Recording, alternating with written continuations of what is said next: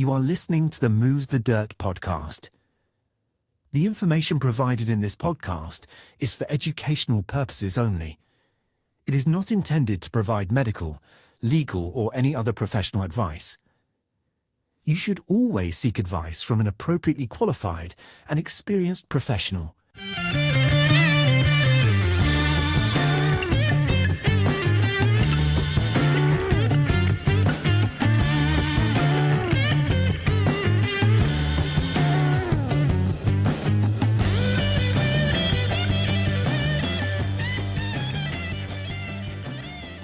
Hello everyone, thank you for tuning in. Today I am joined by Simon Grant. Simon is a physiotherapist, a hypnotherapist and a GAPS certified nutritionist. So good morning to you, Simon. Thank you very much for joining me. It's good to see you again. You're welcome, Bill. Yes, we seem to have many chats recently. Absolutely. So for anyone that may not be familiar with you, Simon, may I ask you just to take a moment to introduce yourself to the listeners, please? Surely, thanks, Bill. Yes, I'm Simon Grant. I'm based in Scotland. I've been a physiotherapist for almost 30 years. I then trained as a hypnotherapist in a technique called swan hypnotherapy, and then trained as a GAPS nutritionist, basically because I realised that pain's not just physical, and that many of the clients who come in to see me would just tell me all their problems, which is the main reason I trained as a hypnotherapist. And my family's health journey has gone alongside my career, and part of that reason is why I trained as a nutritionist as well, to bring the knowledge and the experience that I gained to my clients and just give a real holistic, whole health approach to life. Fantastic. The skill set that you have, Simon, so being a physio, a hypnotherapist, a nutritionist, when your patients come in to see you, do you find that those skills that you have, are they freestanding, or do you often find that you have to combine those skills to help your patients? I very rarely find that people ever have just one problem. It does happen. So the assessment I do will be like an all-over lifestyle assessment. So even if somebody comes in for a physio issue, I'll have a chat about their nutrition. I'll also have a chat about their past, just to assess where they are from a mental perspective. And then I'll just tailor the treatments to what they want and need. Not everybody wants hypnotherapy, and not everybody's up for nutritional advice. So you have to suss out who wants what and who will benefit from which information. Right. I just tailor to individual treatments because everybody's unique. Fantastic. And can I pick your brain on hypnotherapy? It's something I've always been fascinated with. I've never had any personal involvement, but I've always been fascinated by what I understand is the fact that, and please correct me if I'm wrong on this, of course, but my understanding is that hypnotherapy is tapping into a person's subconscious. Is that correct? And could you give us an explanation as to how hypnotherapy works? Surely. I mean, you can very basically split the human brain down into three parts: the conscious, the subconscious, and what we call the critical faculty, which is the ball between the two. And your conscious brain is where you get all the information from all your senses. That then goes through into the subconscious, and your behaviour comes back out, and that's determined by your underlying beliefs and values and your experiences from the past. Basically, up to the age of 7, we're a sponge, and we soak everything in, every experience. We're listening and observing. And from the age of 7, our life's basically split into 7-year cycles. From the age of 7, we basically turn 180 degrees and we come back out as a fully developed emotional being. Now, that might not change for the rest of our lives unless we become aware. So if you've had a fairly traumatic childhood with lots of bad experiences and your personality is a certain type, then that could affect you for the rest of your life. Relationship-wise and for your future experiences, it's going to create your future experience. So what hypnotherapy does is basically chats the subconscious, has a conversation with it, and asks it if it would be happy to take on a new idea and maybe change its behaviour. Because it doesn't differentiate between reality and imagination. It's like a 7-year-old genius. Right. If you give it an idea and enough information, it'll try and do that for you. And you're telling your subconscious what to do all the time by basically the self-conversation you have, the words that you use about yourself, to yourself and with other people. And that's often unconscious. You're not aware of what you're saying. Every time you say those words, you reinforce a behaviour, reinforce a belief, reinforce a value. So it's really important to be quite aware of the words you use in relation to yourself in your own mind, and also in conversations with other people, because that's you developing your persona, your ego, your version of yourself that you want to present to the world. So hypnotherapy, basically, so if I thought about the wall between the conscious and the subconscious, it's a bit like a 7-foot Viking with his arms folded saying, "You're not going to get in." The hypnotherapy basically tickles everything flips around the back while he's laughing and has a chat to the subconscious. And it's quite often open to all sorts of suggestions. It doesn't know what's good or bad. It maybe doesn't realise it's causing you problems. So if you give it a new idea that it likes, it can change your behaviour like that. Right. And I'm presuming that it's that exact process why hypnotherapy is able to assist people maybe with weight loss or to stop smoking or something like that. That you're tapping into that subconscious and, as you say, changing behavior. Would that be Yeah, right? yeah, these self-sabotage type behaviours, which overeating and smoking and alcohol, drugs, etc., are all self-sabotage because you're not knowingly doing yourself a harm. But it's usually down to a person's opinion of themselves, whether they think they're worth being healthy, and the subconscious knows deep down they don't believe they can be healthy, so it will try and find ways to stop you getting there. That's where addictive behaviours come from. So when you Right. get it to realise actually it's causing harm to the person, not helping it at all, it goes, oh, okay, maybe that's not a good behaviour. Why don't I change to this? And it can take away the behaviour, in 1, 2, 3 sessions. Sometimes depends on the person. There's only about 15% of the population are what we call somnambulists. So if you can Right. click fingers and they say sleep and their head drops down. And that's the person you'll get on the stage in the hypnotist show. And the skilled hypnotherapist or hypnotist, stage hypnotist will know exactly who in the audience is a somnambulist. And those are the people he gets up on the stage. So everything that happens before the stage show is preparation for that. Everything he says is sussing out who's a somnambulist and who's not. So he'll very rarely fail, because he won't get somebody on stage he can't hypnotise. And so as Right. you prepare for the hypnosis, within the hypnosis session, everything you're saying is leading the person down a path, so it's easy when you finally get there. And you're working out how their brain works. Is it going to be easy? Is it not? But there are some people, probably about 10, 20% of the population, that can't be hypnotised at all, and they'll just sit there staring at you, going, nothing happening. Right. The I've subconscious often is always listening. It's always listening. So sometimes in the background, it can just go, wow, that's a good idea. I'll just do that. right. And then the Yeah, person's like, I've often wondered exactly that point when you see the hypnotherapists or the hypnotists on the TV and they're with what appears to be a live audience. I've always wondered, are they really doing what they're showing us they're doing, or is it staged? But effectively, if I'm understanding you correctly, you're saying they're working out which people hypnotherapy would work with. yeah. Yeah, Right. as I said, it's Okay. only 15% are really easily hypnotized. There's about 70% you've got to work with but can be hypnotized, and there's different levels of hypnosis as well, from right in a deep trance to people who are aware of what you're saying, and the change still happens. But yes, the hypnotist on the stage will know exactly who to pick in the audience before he gets them up, because Right. you don't want to fail in front of an audience. But it does happen. Okay, that's interesting because I read a book some time ago which was about past life hypnosis, past life regressions, and Yeah. I think it was written by a chap called Michael Newton, Yes. and I found that absolutely fascinating, that book. So yeah, I've always been very interested in hypnosis, but thank you because I didn't really understand how it worked. So that's very helpful. Simon, you're a GAPS certified nutritionist, I understand. So GAPS is the protocols established by Natasha Campbell McBride. Is that correct? Yes, that's correct. So GAPS stands for Gut and Physiology and Gut and Psychology Syndrome, and the emphasis on that protocol is that by healing your gut, that you're going to clear up the toxicity that's being delivered into your body and allow it to heal properly, and that many chronic conditions originate in the gut for a number of reasons. And the reason I came across the GAPS was basically how we changed our lives.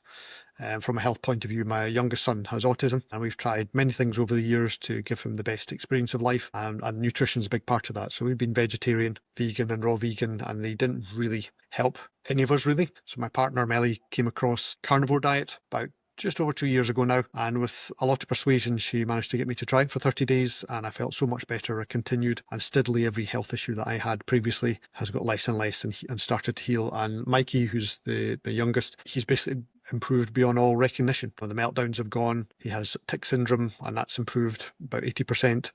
He's much more able to have in-depth conversations. His emotional regulation is much better. And the only change there is the nutritional. Because we That's improved amazing. so much, Melly came across Natasha and her research, and it just sort of fitted the bill of what we were doing. And I wanted to bring that to my clients as well, that knowledge. So I went and qualified as a GAPS nutritionist, and I added that into the mix. Are you using GAPS to help people specifically with autism at the moment? I don't have a huge amount of clients with autism. There's quite a lack of knowledge within the autism community around exactly how nutrition can help. It's seen as a condition, a genetic condition that can't be changed, can't be improved. Absolutely, it can. I mean, in my own experience, I've seen it firsthand over the last 2 years. We have quite a few friends who have autistic children, and they've been persuaded, seeing what's happened with Mikey, to try it, and quite a few of them are experiencing benefits. The problem with healing is it's not instant, and we live in a world where instant results are expected. Everything's speeded Yes. up, and true healing takes time. So, a year, 18 months, 5 years sometimes, and ongoing. I'm absolutely aware that the healing journey is something that's not linear. You don't improve consistently. You might get to a point where your body decides to clear something out, and you might dip down a bit and then go back up. And because people expect that quick result, they don't carry on for long enough, really. And that's the main issue, is people need to be patient. They need to see that the body has to clear out years and years of toxicity, and it can't do that in one big fell swoop. Otherwise, you'd almost die from the detox. So it's Yes. very intelligent. Our organism is intelligent. It will take a little bit away, and it will clear that bit, and then it will wait till you feel strong and healthy, and then it will get rid of something else. It knows what it's doing. If we listen to it, it tells us as well. Would you be willing to share with us the impact it's had on Mikey, maybe the behaviour characteristics you would have seen before, and how that's changed now? Is that something you can do for us? Surely, yeah. So Mikey's 12 now, and so we started this when he was 10. Obviously, he's getting bigger and he's getting stronger, and so his ability to regulate his emotions, anger, sadness, etc., just wasn't quite there. So he'd disappear off out of the house, and we had to go searching for him. Sometimes 2 or 3 hours, wouldn't know where he was. It would be dark. The meltdowns that he was getting, where he just would physically lash out, were getting more and more sustained and aggressive. I remember one instant where we'd been at friends, and he did quite a bit of sugar. It was at a party. I remember rugby tackling him in some woods as he ran away from the car. I know, in the dark. Life was getting quite stressful in that respect, Sure. and that just doesn't happen anymore. If he knows he's getting upset now, he'll just go away to his room and sit quietly for half an hour, and then come back and talk about it. And the meltdowns they just don't happen anymore. They just don't happen. Fantastic. He's developing into a normal teenager, so he has his moods and he's silent. But that's what I expect. I've got an older son. I've been through that before, so I know what's coming. But it's not abnormal anymore, and it's not a stressful situation where life's really hard and you're looking over your shoulder all the time for the next thing to happen. He Fantastic. also had tic syndrome, and that's improved. There are certain things that trigger it. So if he gets access to sugar or food colorings or chemicals or too much screen, then it all gets set off again. But everything for him is generally downturning and improving. Brilliant. That's wonderful. And how did he take to sort of adjusting his diet? Has Mikey always followed the diets that yourself and your partner have, Simon? Because you mentioned that you've sort of had a period where you've been vegan, raw vegan. Was Mikey always following the same diet as yourself and your partner, or did his diet differ? So we have the advantage in that we decided to home educate Mikey. Mellie's Hungarian. She's a philosopher. She's a teacher. So she's taken all that on board. And from day one, we've home educated him. So he went to Forest Nursery till he was 7, which was a fantastic experience. I'd highly recommend anybody send their children to Forest Nursery. It's basically outside all year, all weathers. Teaches them resilience, team building, boundary setting. It's just incredible. And we've homeschooled him since then. So what that does is, it sounds in some way bad, but it gives us full control over his diet. He's not having access to anything else. We live in a fairly small village in rural settings, so we don't have shops all around. If he wanted to go to the local shop, he'd have to jump on his bike for half an hour or get in the bus. So he doesn't have access to processed food and sugar and chemicals and things that are unhealthy. We also have about a quarter of an acre. We used to grow our own vegetables. We don't anymore for obvious reasons, but we have chickens, ducks, guinea fowls and turkeys, so we know where our own meat comes from. And so we've access locally to really good quality food. There's quite a big network around here of producers that help each other out. So yes, to answer your question more briefly, he's followed us. He's eaten what we had because there's nothing else. And, I think kids are given too much choice over what they eat now. In the past, if you didn't eat it, you got it back for your tea, if it was your lunch. Yes. And then you learned quickly to eat what was in front of you. So there's too much choice in supermarkets. The food we have in the Western world is basically non-food, and it's just creating toxicity. And one of the main reasons for all the chronic disease that we see in the Western world is that the nutritional value is not there for a large number of reasons. But as we went through our sort of journey through vegetarianism and veganism, we just didn't feel better. None of the issues got better. I had migraines for years, arthritis, ABS. They just didn't get any better. So, why keep doing the same thing if it's not working? You have to try new things. And the carnivore Absolutely. diet It's basically what we call no plant gaps. So we do a variation of carnivore where we have raw fermented dairy and meat stock, which are the two probably essential components for healing over and above the carnivore to make it sustainable in the long term. And that is basically called no plant gaps, which is one of the versions of the GAPS diet. I think your partner talked you into trying carnivore initially for 30 days, I think, if I understood you correctly. Yeah. Did you notice a difference within that 30 days? I'm assuming the fact that you're still carnivore now means that you did notice a difference within that time frame. Yeah, I needed a lot of persuasion. I loved my vegetables, I loved my bread, but Melly being Hungarian is very persuasive and philosophers know how to debate. So I eventually I eventually gave in just for peace and quiet and said, oh, okay, 30 days. Migraines were gone in 30 days. I was astounded. I was getting them every 2 weeks. I had them for 20, 25, 30 years and it's just changed my life. And I thought, well, if that's improved, what else can improve? So we just continued and every aspect of life's got better. Energy is up. You don't get the mid-afternoon dips. I sleep pretty much all night now, where I was up 2-3 times a night previously. Skin is better, no dry skin anymore. What else? Eyesight's improved. Last optician appointment, my eyesight has actually improved for the first time in 20 years. Hair grows better. I can't see a downside to it really. So why would I want to go back to feeling how I did before? And the other side of that coin is Melly was suffering from some hormone issues, perimenopause, and that's pretty much disappeared. And that's the only thing that we've changed is the diet, nothing else. That's great. And something I was very interested in, and I think you've addressed this issue now by saying that the lack of choice within your local environment. You're saying Mikey eats what's available. Because something that my wife and I have come across, we do have quite a lot of children who are autistic within our social circle. And something that we've noticed, every parent that I know within my social circle who has an autistic child is telling me that the only thing that their child will eat without any fuss is a chicken nugget from a very well-known fast food company. And there's one child that we know who's a lovely child, and his mum has told us that it is effectively the only thing that he will eat without any fuss. So they've sort of almost got into a situation where they find themselves going to this fast food establishment every other day because they'd rather that he ate these nuggets than not eat at all. I mean, do you have any tips on how they might be able to try to wean him off that and onto food that's better for him or more nutritious? Yes, but not easily. Now, Right. like all the things that are really worth doing in life, they're not easy and they're a challenge. So once you understand what's going on with the digestive system of autistic children, then the motivation to put the work in then becomes greater. It's an awful lot of autism can be down to toxicity in the body, and you can get leaky brain as well as leaky gut. So if you have a very singular diet of processed food, what it does, it disrupts the microbial or bacterial balance in your gut and digestive system.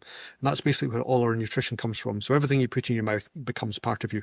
So if you want to be healthy, you have to put the healthiest food in. There's no argument about that really. So this leaky gut, so the pathogenic bacteria come in control and they produce lots of toxins. And because the beneficial bacteria aren't there and your gut is leaky, which means that the junctions that hold the cells together become slightly wider, they're called tight junctions, they become untight, and undigested food and the toxins from the bacteria just head into your bloodstream. Now the body sees this and understands it shouldn't be there, and the immune system attacks it and then creates intolerances and allergies and immune responses. And these toxins just flow around the body in the bloodstream, and they can actually enter the brain as well through the blood-brain barrier. Now also your gut bacteria have a direct link to your brain, both chemical, hormonal and neural, and they tell your brain, because the pathogenic bacteria feed on the carbohydrate and the sugar, they tell your brain, feed me sugar now. And that's where the food addiction comes from. So many people say, I'm addicted to sugar. Well, you're not. The bacteria are addicted to sugar and they're controlling you completely. So the logic there would be, if you can regulate the bacteria in your gut and rebalance everything in the way it should be, the beneficial bacteria become in control, they dampen down the pathogens, they actually use them for certain processes in small numbers, and your body can start to digest properly, the hormones can start to be produced properly, because many hormones have their origin in the gut, especially serotonin, oxytocin, which are the happy hormones. So you basically can't be happy unless your gut's healthy, and that feeds into your experience of life. So many autistic children have got severe gut dysbiosis because they're eating the way they are, And that means that they hormonally and chemically can't be regulated, which then goes into mood regulation, the meltdowns, and it's just one big vicious Right. circle. Natasha's developed a whole protocol around this, and it's not easy at all, because you're going to get the meltdowns, but what's the alternative? You keep doing what you're doing for an easy life, or you push hard and you challenge yourself and you go through a shorter term difficulty for this eventual outcome that you want. So this means this protocol is basically you sit your child down in front of a small amount of food you want to eat. And when they've eaten one mouthful, they get something that they want, whether it's a toy, whether it's a TV program. Now, we don't have screens for various reasons, but whatever that child loves to do the most of, that's the prize they get for one mouthful. And then you go to 2 mouthfuls. And then you go to 3 mouthfuls. They're not going to do it straight away. There's going to be some horrendous meltdowns. It could be the worst time you've had in your entire life. What happens is, as the child starts to eat these foods that are good for them, the gut starts to heal. The gut starts to regulate. They start to feel better. And they start to associate this lack of brain fog, the clearing of their mind, the lack of gut issues with this food that you're giving them. And they will start to eat more and more and more of it. And that's where the healing occurs. There's a very good book called Gap Stories. It's quite a small book, but it's lots of testimonials from families that have gone through this to prove that it does actually work. And it's not just the hearsay of Natasha who's developed the protocol. We've seen it ourselves, and it wasn't easy to get Mikey to eat this way, but he sees himself now that he feels so much better, and he just eats it. Now, I'm not saying if he Fantastic. got access to sugar, he wouldn't. He absolutely would, and he does occasionally, and we see the results from that, and it's very quick. Because once you clear your system out and you make it healthy, the effects of putting something in that are not good for you are 10 times, because you've got a much cleaner, healthier system. So it doesn't want it. So the reaction will be fast. And you can just see, because he goes back so quickly, what was causing it in the past. So why would you? Right. So yeah, I would read Natasha's books. For any parent who has a child with autism, Gut and Psychology Syndrome explains this very, very well. It's a big yellow book. You can buy it from Amazon, but it goes into quite a lot of depth around the physiology of why this happens. And it has the full protocol in the book as well, so you can start to do it yourself. If you read that alongside the Gap Stories book, you'll see many families who've gone through this and had great success. And the It Gaps, really is worth it. the Gap Stories book, Simon, is that a book written by Natasha as well? Yeah, so it's It basically is. she's telling the case studies of many Right. families that she's worked with, who have then written back to her with her testimonials. Lovely. And another thing that I wanted to touch on with you, if I may, I am aware at the moment that you are in the process of making a film. Now, I'm aware that due to various issues at this stage, you're not able to divulge too much. But is there any information about the film that you're at liberty to share with us? Surely I can give a brief description. It's not going to be out till next year. It's not completed, so we're not going to be doing any major marketing until we have a completed film to market. And we don't want to build up the intention and the interest, and then people got to wait 6 months to see it. It's a carnivore-based documentary, nutritional documentary. It's about our story as a family, and then a worldwide investigation into nutrition, just to see why there's so much chronic ill health in the Western world, and extrapolate that with the older indigenous cultures, more traditional ways of living, and why they were healthier. Allow people to make up their own mind.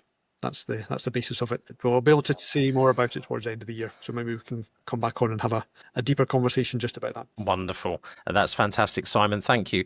So, if I may, I'd just like to finish by asking what has almost become a signature question for everyone that comes on the podcast. And that is, in terms of each guest's authorities for health, I always ask if you could recommend that people do one thing to improve their health or their life, just that one thing, what recommendation would you make to people? So you have to understand what health is. We're an organism of many systems, and you can basically split it down into body, mind, and gut. So if you leave one of those aspects out when you're thinking about health, you're leaving out a third of your health. And your health is your wealth. So it's your actual experience of life. If you're not healthy, it doesn't matter how much money you have, how many adventures you have, you're not going to get that full experience because you'll not feel good. So you need to do 3 things, not one thing, 3 things. You need to become aware of your thoughts. And if you don't like your thought process, change it. You have the power to create any thought process you want. You have 70,000 thoughts a day. You can't think them all. You get to choose which thoughts you think. That's one of the most powerful things that you can learn, is you get to create your experiences through your thoughts, and you get to choose the thoughts you have. Your body is designed to move. It's a structure connected by muscles that move you through the world. Muscles are probably one of the most healthy things that you can develop for a couple of reasons. They're going to give you mobility, strength, flexibility, and movement all the way through your life. And as people get older, their muscle bulk decreases, and that can be one of the reasons for the falls, the breaks, and the decrease in quality of life, loss of balance. So lift heavy things, go to the gym, move your body. Muscle is also the largest glucose sink that we have, and glucose in your bloodstream is inflammation. You want as much glucose out of your bloodstream as you can, and big, strong muscles use lots of glucose, and that's one way you can keep healthy. So moving it more than you are now, keep those muscles strong. And the third one is nutrition. So as I said earlier on, everything you put in your mouth becomes part of you. So why would you put things in your mouth that are destroying you rather than building you? Protein and fat are the two things that we are designed to digest most easily. We get the most nutrition for them with the least energy output, the least use of minerals and vitamins, and they have all the vitamins and minerals that we need. So if you emphasize protein and fat of an animal origin in your diet, you are going to be healthier in the long term. So be conscious about what you eat, be conscious about what you think, be conscious about how you move. You're Fantastic. in charge. Thank you. And I'm just going to contradict myself now because I said the sort of final question, but I'd like to trouble you with one further question now, if I may. I am very conscious at the moment in the times that we're living in that a lot of people that I know who haven't previously struggled now feel that they're struggling, particularly with mental health. And you said something which resonated with me because of what I see people going through in what are these difficult times, and that was take control of your thoughts. Do you have any words of wisdom that you could share with us for how people can try to manage their thought process more effectively? Yeah, so there's two things there. That no event in life has any stress in it at all. And that sounds really harsh, but an event of itself, even a death, has no intrinsic stress within that occurrence. That event goes through us, and the outcome from that event can be incredible down to horrendous. That outcome is determined by our choice of thought in relation to the event. So the stress is always within us, always. And if you're stuck in a chronic negative thought pattern, which can be for a number of reasons, could be childhood, could just be the way you're wired, it could be something an experience that's happened to you recently, you have time to pause. Breathing is a massively powerful way of pausing. As you focus on your breathing, it's one of the tenets of meditation. So meditation is a very powerful way of becoming more aware of your thoughts and observing them, because you're not the thought. As soon as you become the thought, it has control of you, and that has all the physical effects with it, all the emotional effects that you associate with the thought, but you're not the thought.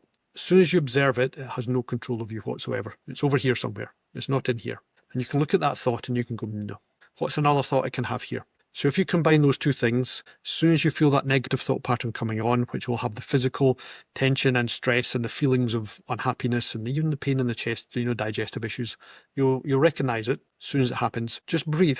Take 5.5 seconds to breathe in, 5.5 seconds to breathe out, and follow that for even a few seconds, even 20, 30 seconds, a few minutes if you can. It allows you to focus away from the thought and then think, what's another thought I can have here? What's a better thought?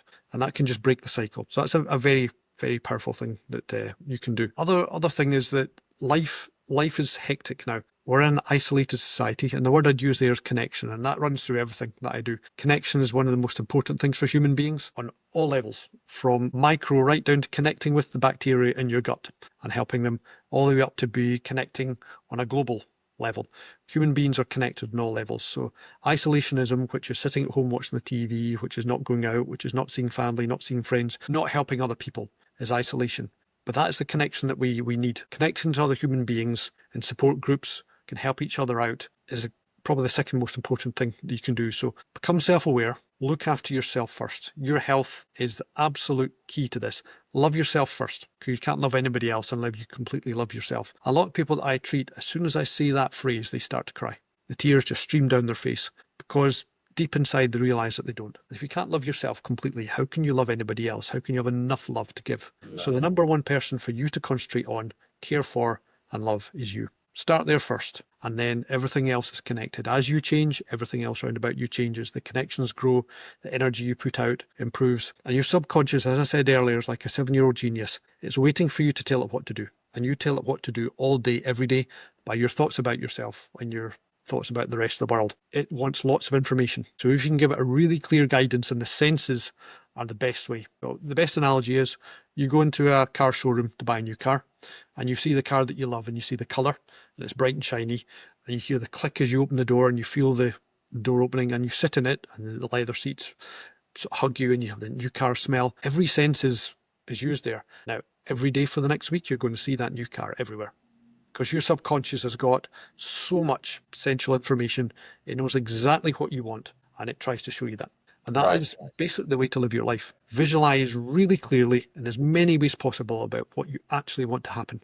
Whether that's an image in your mind or a feeling or a sound, because we're all wired differently for the senses. Some people are visual, some people are auditory. And if you can work out what you are, use that really clearly to visualize regularly what you want. Your subconscious will try to find that. And then you'll find in conversations, an idea might appear that you didn't have. A phone conversation, you might speak to somebody you wouldn't have spoken to before. You might recognize someone in the street that opens the door for you because your subconscious is looking for it.